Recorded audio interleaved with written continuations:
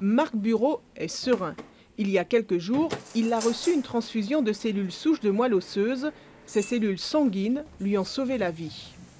Le don de moelle osseuse, c'est ce qui va me permettre de retrouver une vie totalement normale, avec aucune séquelle derrière, comme si j'avais jamais rien eu.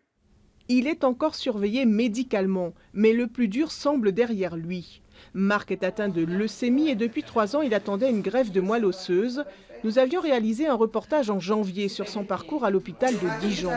À l'époque, il avait appris qu'une donneuse compatible avait été trouvée en Allemagne, très loin. Cela a motivé les sœurs de Marc à se mobiliser pour faciliter le don localement. Ça se donne très simplement et avec ça, vous pouvez sauver une vie. En France, notre fichier est assez pauvre.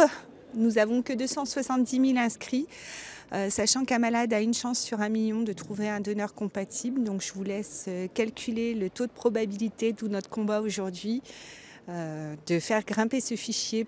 Les futurs donneurs passent d'abord un entretien et un examen médical. Après quelques formalités administratives, ils seront inscrits sur le registre France Greffe de Moelle. Mais c'est toujours une course contre la montre qui se joue, car à partir d'un certain seuil, la greffe n'est plus possible.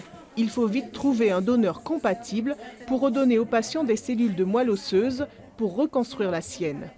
Il va falloir lui redonner toutes les cellules précurseurs. Les cellules de la moelle osseuse sont les cellules précurseurs des cellules sanguines, des globules rouges, des globules blancs, les plaquettes.